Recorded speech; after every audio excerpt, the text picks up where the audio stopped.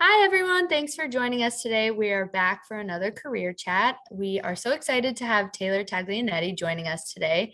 She is a former scholarship recipient as well as a director and producer and is working on some pretty amazing things right now. So we're so excited to hear about that and hear from her. Taylor, thank you for joining us today. I'd love to hear a little bit about your career journey and how you got to where you are today. I know you're working on a pretty amazing documentary right now, so I'd love to hear about that. Well, thank you so much for having me. And um, I'm very excited to do this because I usually tell people all good things start with Columbus Citizens Foundation.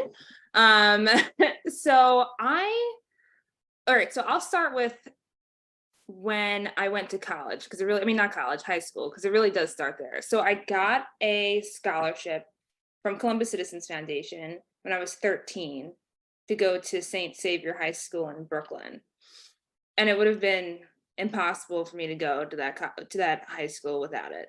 And while I was in high school, I'd always known that I wanted to do something creative and related to filmmaking, but I didn't know if it was necessarily something I could do as a career. So when I was in high school, I wound up finding this program called Real Works, and they're a documentary nonprofit in Brooklyn. And I wound up creating my first film through the program. So it was a 7-month program. And at the end of it, all of the students in the program wound up showing their film at HBO, which was such a exciting experience for, a 14-year-old student to be able to see that. You kind of get to dream big and have sort of the courage in yourself that maybe you can do this professionally. It's not just a passion. Um, and so throughout my time in high school, I continued to pursue after school activities that helped me kind of flesh out my filmmaking skills or hone different areas of the craft. One other program that I got into was the Brooklyn Academy of Music. They had a young film critics program. So I was in that program for 2 years. And then I did a documentary summit of sorts upstate. So I was always just trying to do things in college and in high school to prepare for college, even though it was like very early. I knew early on that I had to build myself up outside of grades and just like kind of the typical things that colleges look for. I really had to do something to make me appealing to NYU, which is historically very difficult to get into, especially the filmmaking program. So I eventually did apply to NYU, and I sent my film that I made in that program as my submission film, and I was accepted. But again, I would not have been able to go without the scholarship from Columbus Citizens Foundation. So they really took care of me in more ways than one. And when I got to NYU, I knew that I was better at the business side of filmmaking opposed to being a director. Not that I wanted to give that up, but I just knew that my skill set was always more entrepreneurial. I liked getting people together and performing their best. And so I started to focus a lot more on producing. And I actually, even though I was in the film school, I took a lot of classes in the business school. Um, and so during my time at NYU, I did a lot of different things outside of school that I think really helped me. I did internships. I interned at, let's see, Maven Pictures, Silver Pictures, and NBC. And then I also did some short films outside of class. I wound up being a casting director on this short film that it's called Shiva Baby, and it wound up being developed into a feature film that was like a huge success. So it was so interesting to see, like, being in college, like how you can develop your passion, and starting out small, how doesn't matter how old you are, it can become something bigger and exciting and things that people enjoy, and you could do this with little money and just the resources of your fellow students. And then also while I was in college, I founded the National Organization of Italian Americans in Film and Television. And I actually did that during my junior year. And I did it for two reasons. One, I really wanted to pay it forward for the scholarship that I received from Columbus Citizens Foundation. I always feel like the scholarship is an investment in the student who's receiving it, and also a responsibility for the student to pay it forward. And so I thought that would be a great way to do it, because this is my passion and this is something that I think, if we're trying to preserve the heritage, like, what's a better way to do it than to tell stories? And then also, like, I was probably one of, like, maybe just the only, like, Italian American student that was in film school. And so it was, it was a very jarring experience. Like, even though I had heard it before, like, time and time again, like, it's not what you know, it's who you know. Like, I really saw that in school, where so many of my classmates were, the children of famous actors and actresses or financiers, and they had jobs and things like that. And so I thought it was really critical for me to start something like this. And I've been able to help people, and being the founder of this organization has helped me greatly as well, in my career and what I'm doing as both a producer and a director. And then once I graduated NYU, I had worked at a talent agency, Paradigm Talent Agency, for about a year. And I was also working on Heirloom, which is a documentary that I produced about why Italian Americans love to garden. And then as that wrapped up, I was working on my current documentary, which is called What's Next? And it's about the oldest practicing doctor in the world. So that's a lot of information for you. Well, it's so awesome to hear of all the things that you've accomplished. How have you juggled everything? I mean, going to school, doing internships, that in and of itself is difficult. Then graduating, having your own organization, doing all these documentaries. How have you been able to manage everything? Well, I think for me, I just have such a passion for it that, even though pretty much every day I feel like I'm suffering in some way, I have my eye on the prize, and I know that this is going to pay off. So I think I have a lot of stamina that a lot of other people wouldn't. And I think that I just have a lot of faith in myself that the things that I'm doing are going to pay off. So when things get hard, I just am able to push through. But I do think that I'm really good at knowing, and I wasn't always this way, knowing how to say no, and knowing which opportunities are really worth it. So I kind of just, like, live to work, which I don't know if that's, like, a good or bad thing. But, like, I have no problem doing what I'm doing, and just doing 8,000 different things. And I guess it's stimulating to me. Maybe I'm someone who needs to be overwhelmed to have any sense of happiness, which isn't always, like, the case for most people. But I enjoy the challenge of having a lot of things going on. And if people are struggling with juggling things, I would just say that probably I just have enough people even to lean on for, like, emotional support to be able to get through certain things. Because I think people don't really value that as much, where, like, being in the trenches by yourself is not easy, but being able to just, like, talk through the stress of something can really elevate your productivity in ways that, I can't speak highly enough about. So having a group of people in your life to support you through those things, I think is essential. And just having that passion and belief in yourself to just keep going when it's tough, because for whether it's this industry or any other industry, it requires a lot of sacrifice. And I guess I always just never wanted, like, what people gave to me to go to waste. So I always just had that kind of, like, itch to just keep going. Those are awesome words of advice. Can you tell us a little bit about the documentary you're working on right now? What's next? I know it's been featured in, I believe, in People. It's been on Good Morning America. Yeah. Can you tell us a little bit about that? Sure. So the documentary I'm directing and producing now, it's about the oldest practicing doctor in the world. He's a 100-year-old neurologist from Cleveland. He's been practicing medicine for 75 years. He is the most amazing man I've ever met in my life. And our film really just kind of follows the highs and lows of him turning 100 and how he sort of faces this, lack of relevancy despite having this kind of, extreme mental and physical prowess, I guess you would say.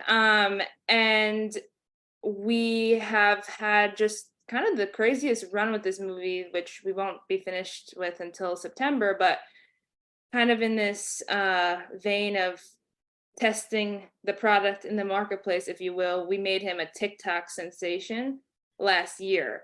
So that's my business mind working on that front. But we've been just not only, directing and producing is hard, but now we're doing PR all day long for him, which is so funny because at 100 years old to become famous and to not really have had that pat on the back before after working in this field where he's been working in it before CAT scans and MRIs even existed, to kind of get that recognition now is it's really such an interesting experience, just even as like beyond filmmaking, like to see someone go through like fame. And so yeah, we made him this TikTok sensation and we've been featured, like you said, like Good Morning America, Today Show, People Magazine, New York Times, they did 2 articles on it. Ryan Seacrest picked it up the other day, which was so cool. We were the #1 article the CNBC article that we did. That was the #1 article on Apple News the other day. So we've just been surrounded by all this press, trying to make the movie, but also trying to keep his name in in the news so that people will care when the movie comes out. So it's been a very overwhelming experience, an opportunity of a lifetime for sure. And I can't wait for the world to see it. I'm excited to see it too. I think it'll be very cool, very interesting. It's so weird to put into perspective that he was working and fully running his practice before a lot of things that we commonly use were available. Yeah, That's I, crazy. I I find it so fascinating, because he has rarely missed a diagnosis because he didn't have to rely on these scans that younger doctors kind of just, that's their first resort. And like that for him is his kind of last resort. So he's sort of like a detective in a way. And, I think doctors are so, we need to put the spotlight on doctors now. Like we've seen with the pandemic, just like how overworked and tired and, bureaucratical, this unfortunately medicine is a business now, and like seeing him as this person who just like puts the patient first. I think it's really giving people to think, something to think about. And especially now that people are living longer and working longer, like how do we give older generations the tools to succeed? Like this is a guy who doesn't understand TikTok. Now he's famous, but then he's also, responsible for learning telemedicine at 100 years old. Like, but here's someone who could really make a difference in the world by sharing his ideas and stuff like that. Like, how do you keep these older generations up to date so that they could keep, inspiring the next generation and doing good for the world? Super interesting. And I'm sure you've learned a lot about medicine along the way. I know I that did. yeah, it's probably so interesting. I know that probably takes up a lot of your day to day. But are you doing anything else? Do you have any side hustles? Is there anything that you're doing in the in between, I guess, of the craziness? Yeah, I mean, I just, like I said, I'm someone who like needs to be overwhelmed. But I also need to be overwhelmed because I'm making this film. I've kind of put my life on the line to be able to do it. Like I saved up enough money to just like pursue this full time, but at a certain point, the clock is ticking. Like I'm taking a gamble. So you need to like be able to do kind of side hustles to be able to just keep afloat. And so like one of the things I do as a side hustle, I work with a marketing company. They're called ERM. And I basically help survey people during opening weekends of movie releases, and their feedback determines whether the movie gets a wide release, sort of what gets into the trailers and things like that.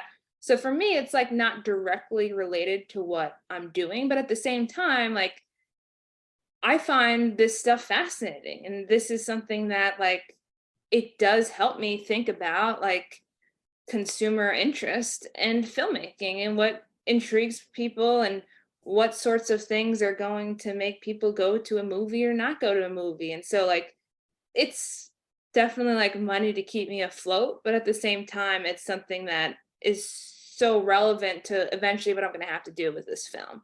And actually, they recently offered to do a test screening of the movie. So, there are some perks. And funny enough, I was actually the founder of the company was one of my professors at NYU. And the grandson of Dr. Tucker, who I'm doing the documentary on, was in the class with me. Uh, and Small world. so, yeah, it's so funny. And so I was telling the founder the other day, and he said, like, oh, so I'm responsible for all this.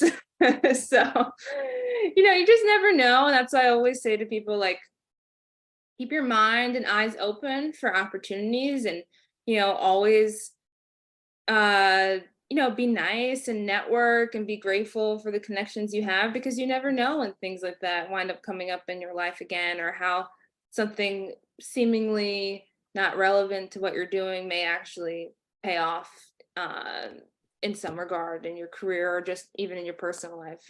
And for instance, like, Dr. Tucker's grandson was my friend from college, and if I hadn't maintained that relationship over the years, like, he might not have called me up one day and told me his grandfather was sneaking out of the house during the pandemic, and I would have not had the idea to make the movie. So you just don't know, like, what winds up happening. And I think that it's really important to keep your network thriving and always thinking of ways to collaborate with people, even if it's not so immediate what that might be. I know that you said that you, from a young age, knew that you wanted to do something creative.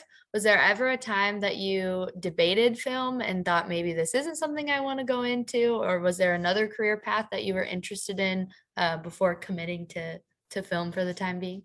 Well, it's really funny because I never wanted to do anything else. Like, if anything, I wanted to be a teacher, but, like, I just felt like that was, like, I would easily get bored by that eventually. And, like, I just like, I'm someone who wants to understand the world and what makes people tick and why people do the things that they do. And so, like, I have this kind of, I don't know how to describe it. Like, it's like a little bit of like an indelicate like urge to know everything about everybody. And so I'm obsessed with, like, learning about things. And so I thought, like, filmmaking was like the best way for me to access people's minds, if you will. And so I just couldn't think of, like, any career that would afford me that kind of opportunity. And I I'm lucky that I never really thought of anything else, like, so dramatically and intensely as a as a career choice, because I think it's allowed me, I'm very goal oriented, to know what do I have to do to get to the next step, to do what I want to do, or to get the film out, or to meet that person so that person can help me with this. um so I would say the only time that I've contemplated it is now, where, you like, I'm in it for 2 years, like, I'm hustling, like, I'm like, does filmmaking, satisfy, like, all the things that I want in life, more or less. I'm being a little bit dramatic, but, we've gone through a pandemic. I don't know, my values, and, it's afforded me a lot of time for soul searching. I think I'm looking at film more as, like, how do I how do I really best utilize film to change the world? And is that going to be, like, a major part of my life, or just one of, like, many things that I want to do? And so I don't know, but I'm excited by what I'm doing now, and I'm terrified by what I'm going to do next. So we'll We see. need a movie But, about you called What's Next. That'll be the next thing for you, right? well, that's exactly. I think the film has allowed me to think these things. I don't think I would have. I think I would have been so laser focused otherwise, but because so much has changed in this 100-year-old man's life, like, that I've observed in the last year, where, like, for instance, he no longer is able to drive, or, like, no one wants him skiing anymore, or his hospital shuts down, like, things like that, where, like, these are very, dramatic events that are so like catastrophic for someone who's known a certain way of life for so long. Like I started looking at my life and I want to be able to best utilize the things that interest me to help people. And so I think I've always had like this entrepreneurial spirit, and I love what I do in my organization and things like that. And so I'm just trying to think like, what am I going to do after this to maximize the things that I'm interested in? I probably will make another film, like probably right immediately after that. Like, but you just never know what might pop up.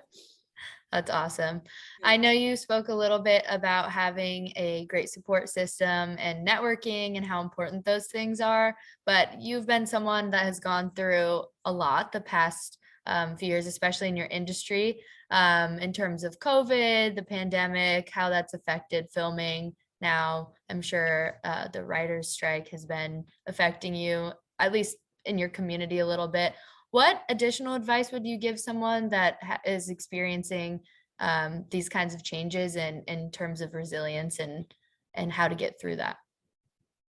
Well, I think that's a really interesting question, and I think that ultimately what I felt is that you have to decide what makes you happy, which is maybe a little bit too poetic, but I really do believe that everything that I've done has been because I thought about what made the best sense for me and not what someone else thought would make the best sense for me. And sometimes those things align and sometimes they didn't. But even from like high school, like I remember guidance counselors and teachers would say like, "Oh, you should like take AP bio or AP calculus or you won't get into NYU." And I just said, "Well, that's the reason why I'm not going to get into NYU. Like, I don't care. I'd rather invest my time doing something else."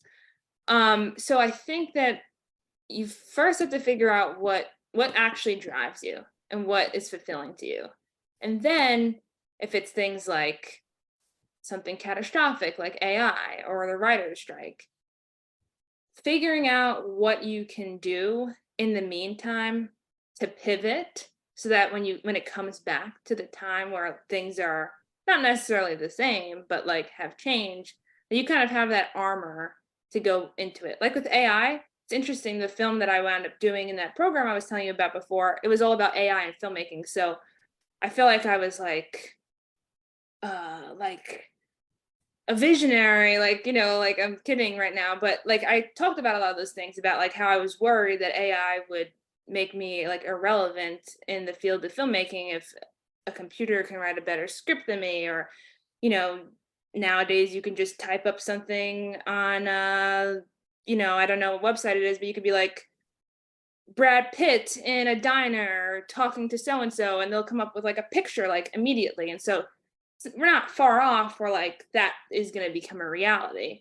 So I don't know if I have a great answer, but I would say that like if you're doing something, do it because you love it, and that if for instance it doesn't pay the bills, that you still are doing it. Like keep doing it no matter what.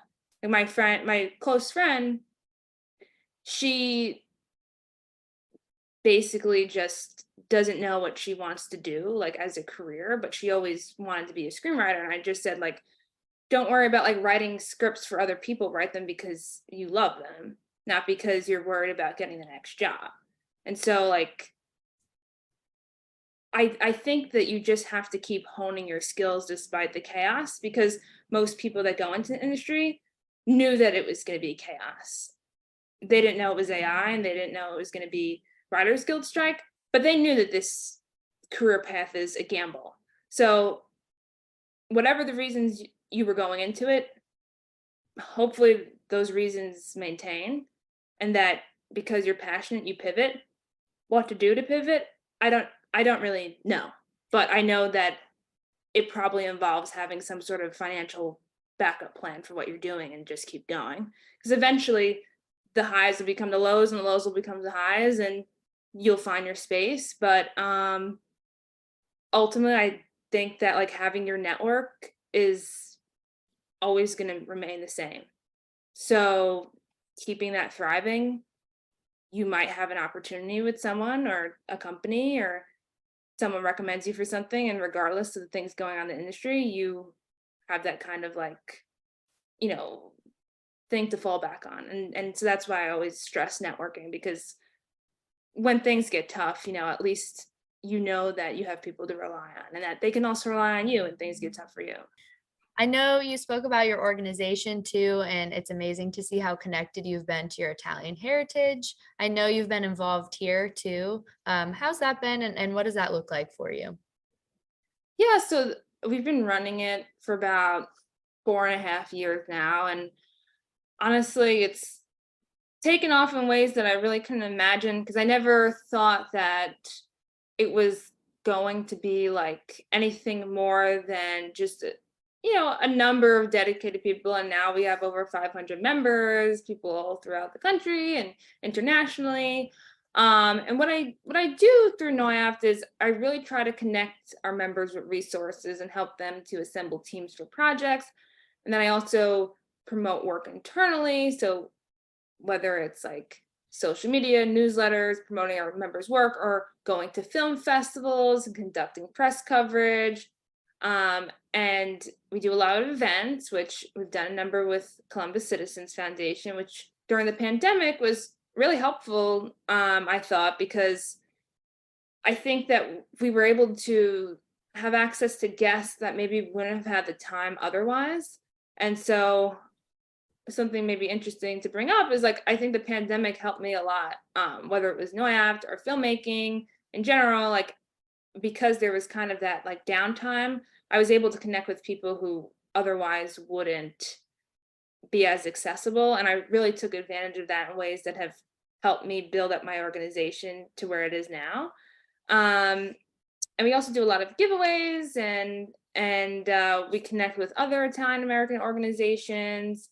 But I'm really proud of this. I've been excited and thrilled that I've been able to be in rooms and meet people that have come across my organization without me, like, I don't do any like direct outreach about it. So sometimes I go to a premiere or something and I've been invited, and it shows me that like, okay, we've come a long way and this is, really just a beginning. But I think a lot of people, I think, wonder, how do we get young people to care about like their heritage? And to me, I think that starts with storytelling, because no one's going to open a book, no one's going to necessarily go to an event unless they had some sort of like pre-existing interest in their heritage. But they'll go on TikTok and they'll watch this creator make, cooking videos, or this creator, interviewing another Italian American. And so for me, I think it's like a really exciting way to keep telling these stories, finding new ways to tell these stories.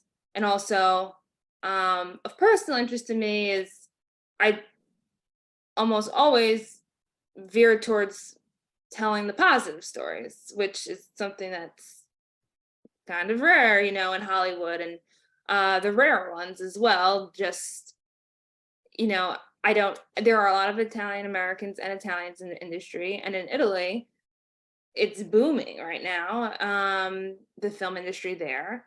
And I think it's such an exciting time to explore new ways and new types of storytelling. So I think this was created at the right time, and we're just going to keep going. Awesome. And we'll put a link out to your website and all of those things below too. Taylor, thank you so much for joining us today. It's been so much fun talking to you. You have also introduced us to Federico Foley, who is another career chatter. Definitely go check that one out if you guys haven't watched it already. We'll link out all of your stuff below, but it was so fun to hear from you and hear all your accomplishments. And it's great to hear all of your advice. And I know everyone watching will be able to take a bunch of positive thoughts from it. So thank you so much. Well, thank you again for having me, and thank you for all that you do, because I always feel so warm every time I get a nice message from you, and it does go far. So thank you for what you do for Columbus Citizens, and for being such the nice person and light in the world. So And Taylor, everyone okay. go follow What's Next Movie on Instagram and TikTok for updates. And we can't wait for that to premiere.